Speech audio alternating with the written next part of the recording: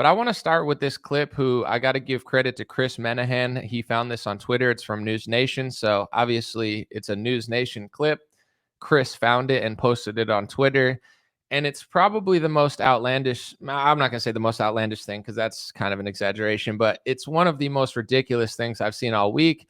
It's a man with the last name Rothschild as a disinformation expert saying that pretty much every conspiracy theory is anti-Semitic. If you don't believe me, here's the clip, and stop thinking for yourself, folks. It's time to let this Mr. Disinformation expert Rothschild think for you, apparently. Disinformation expert Mike Rothschild and former FBI and CIA Special Agent Tracy Walder. Great to have you both here. Mike, how do these spread? And by the way, why are we seeing so many anti-Semitic conspiracy theories right now? So you have a news host in a suit asking a Rothschild, why are we seeing so many anti-Semitic conspiracy theories? And if you thought that clip was ridiculous and borderline parody, his answer is even crazier. He says every conspiracy theory essentially roots from anti-Semitism. Well, as I wrote about in one of my books, all conspiracy theories essentially have a hint of anti-Semitism, and all anti-Semitism is based around conspiracy theories. Hold on.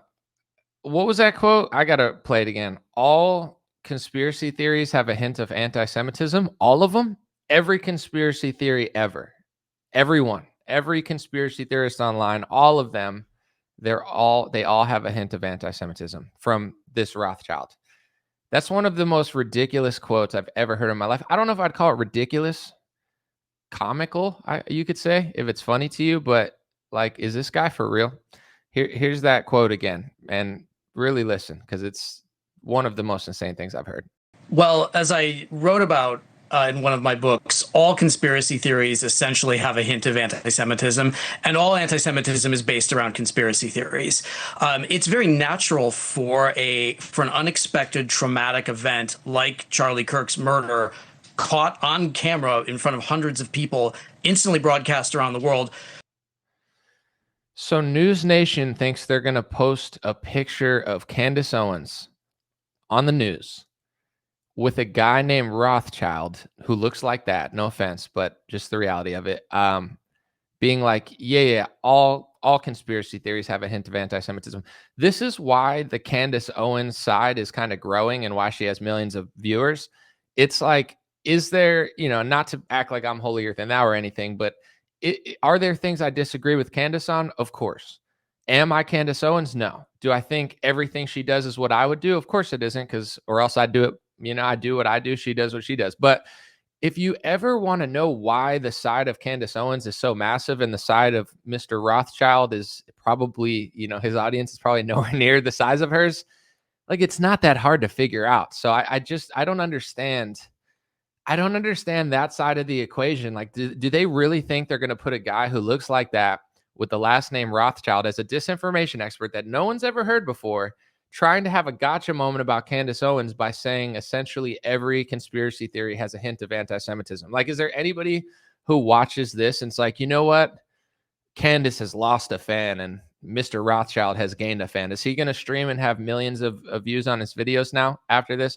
I'm going to play the last two clips of this, but I had to go in on this because it's just one of the most ridiculous things I've seen all week, which is saying something because I've seen a lot of ridiculous stuff this week.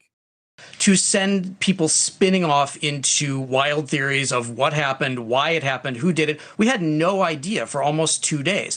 That is a petri dish where conspiracism and paranoia are going to grow. And everyone is going to latch onto a different theory based on whatever your own personal beliefs are. Whatever you wanted the shooting to be, for that, it was you. And it spreads instantly on social media.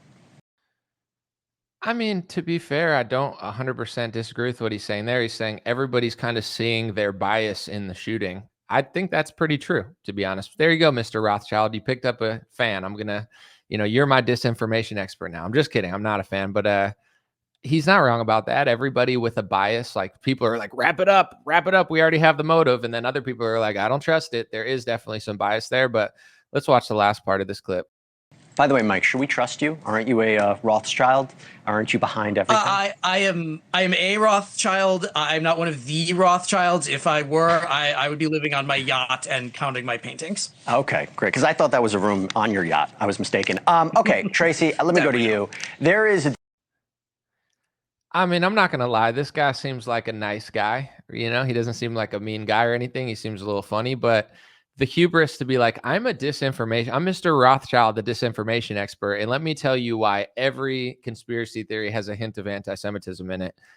It reminds me of when the ADL posted out when Trump was talking about globalists and warmongers in his first term.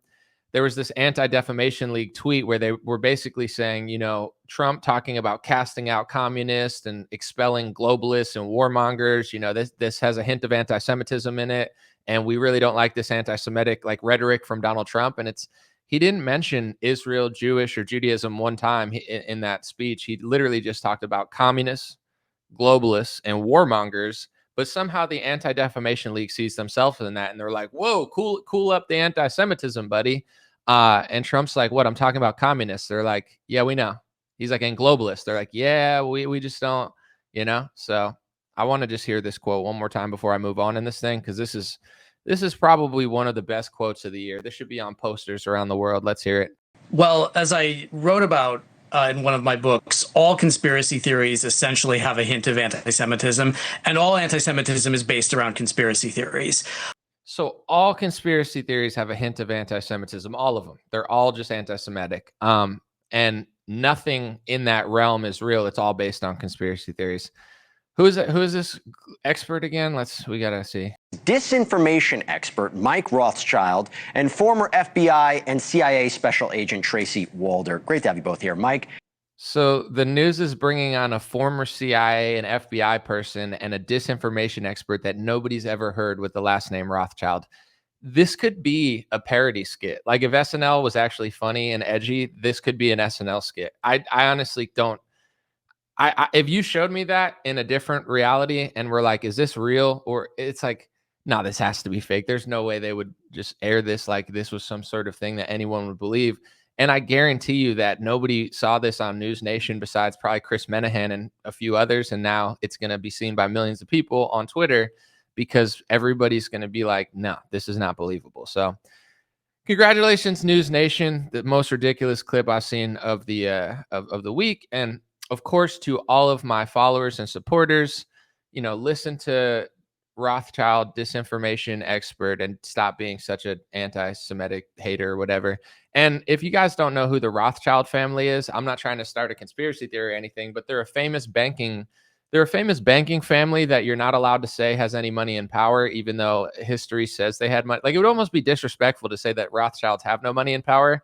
It would be like rude. It would be like saying Michael Jackson wasn't a good singer. Michael Jordan never won a championship. It doesn't make any sense. That's the weird thing about what they say about anti-Semitism. It's like you obviously can't criticize Israel, but you also almost can't compliment. Like it's like they don't want to compliment, they don't want to be noticed, but also they want attention, but they don't want attention. It's this weird back and forth thing where I'm not, I don't dislike anybody or as far as like historical things about the Rothschilds, like there's a debate to be had, but what I'm trying to say is I don't even think it's debatable that they were, at least at one point, and some speculate that they still are, a very famous and powerful banking family. Like, are we really not supposed to say that they have any power? In fact, they have so much power that the state of Israel was essentially given to them in the Balfour Declaration by Lord Balfour, and that was, to say that the Rothschilds have no power, they literally were handed Israel. They were like the head family essentially that was started the whole Zionist movement. Theodore Herzl created the idea of Zionism, but the actual Zionist movement for the Jewish people to go back into the land of Israel or Palestine, I guess depending how you see it, was facilitated, it seems like, by the Rothschilds. Unless I'm reading the Balfour Declaration wrong or saying it wrong, but of course you're not. I'm sure disinformation expert Rothschild would say that I just committed like an anti-Semitic hate speech event or something. It's like I can't even talk about history. But anyway, I had to share that clip. Because it was so ridiculous. And there's a lot of things I want to talk about in this stream. And I've kind of gone back and forth because so much has happened over the last 24 hours or so. Real quick, folks, limited edition. I have white God bless hats, black God is great hats, and black God bless hats on my dreamrare.com shop. Everything is made in the USA, sourced in the USA, materials from the USA. I worked really hard to keep it all in the United States. If you want one of these hats, they're going to sell soon, and the pre-order's out now. Go to dreamrare.com, grab yourself a hat before it's too late, and if you've been asking me for a while, when are you getting hats back in stock? Here's your opportunity. Dreamrare.com. Check it out, folks. Appreciate you.